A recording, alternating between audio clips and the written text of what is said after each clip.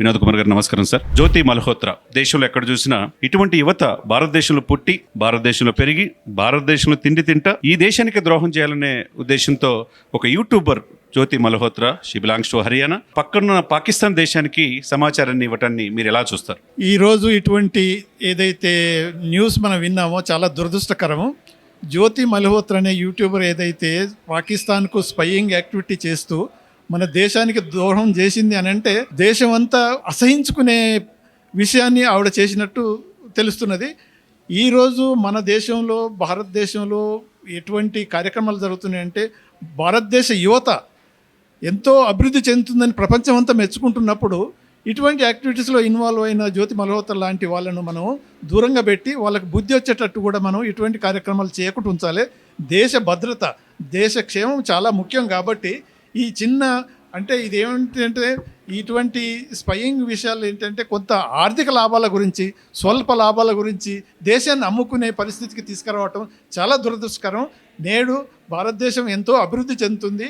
ప్రపంచానికి ఒక మార్గదర్శకంగా నిలబోయే పరిస్థితుల్లో యువత ఇటువంటి కార్యక్రమాల్లో ఎప్పటికీ ఇటువంటి విషయాల్లో ఇన్వాల్వ్ కాకుండా దేశ భద్రత, దేశ క్షేమం అన్నప్పుడు అంటే ప్రజలందరి క్షేమం ఉన్నట్టు, దేశం అంటే మట్టి కాదో దేశం అంటే మనుషులని ఎప్పుడైతే మన గురజాడ అప్పారావు గారు అయితే అన్నారో అటువంటి విషయాలలో చాలా వరకు జాగ్రత్తగా ఉండి దేశ రక్షణ ప్రధాన అంశంగా నేటి యువత ముందుకు సాగాలని, వారి యొక్క అభివృద్ధి దేశం యొక్క అభివృద్ధితో ములపడి ఉన్నది. కాబట్టి అలాంటి కార్యక్రమాలు అంటే దేశానికి ఎగనెస్ట్గా స్పైయింగ్లో వారు ఎటువంటి కార్యక్రమాలు చేయకూడదని వారికి మెసేజ్ ఇవ్వదలుచుకొని ఈ మాటలు మీతో చెప్తున్నాను. అదేవిధంగా సౌదీ లాంటి కంట్రీలో అయితే ఇట్లాంటి దేశద్రోహం చేస్తే బహిరంగ ఊరేస్తారు. అటువంటి శిక్షలు మనకి రావాలని అంటారా? అంటే ఇప్పుడు మనది సౌదీ లాంటిది ఒక థియోక్రటిక్ స్టేట్ కాదు, మనది సెక్యులర్ కంట్రీ. కాబట్టి మానవ వాల్యూస్ అనేది మనం ఏమంటే బుద్ధుడు పుట్టిన దేశం. మనం ఇప్పుడు చెడిపోయే వాళ్ళను బాగుపరిచే మన దేశంలో మనం వాళ్ళకి శిక్షించి శిరస్దండన చేయటం అనేది కాకుండా తప్పుదారిలో పోతున్నప్పుడు పక్కన ఉన్న మన వాళ్ళు అటువంటి దారి నుంచి సరి చేసే బాధ్యత కూడా ఉన్నది. కాబట్టి శిరస్దండన అనేది సౌదీ లాంటి కార్యక్రమంలో మనకు పోలేము. అదేవిధంగా చివరిగా అండి, సుమన్ టీవీ తరపున అనేక మంది లక్షలాది మంది యువతకి మీరు అందులో అజర్బైజాన్ మిగతా దేశాల్లో అనేక దేశాల్లో దౌత్యవేత్తగా పనిచేశారు. ఇప్పుడు ఆపరేషన్ సింధూర్ని ఈ కార్యక్రమాన్ని సుమన్ టీవీ చేపట్టడం మీరు ఏ విధంగా చూస్తారు?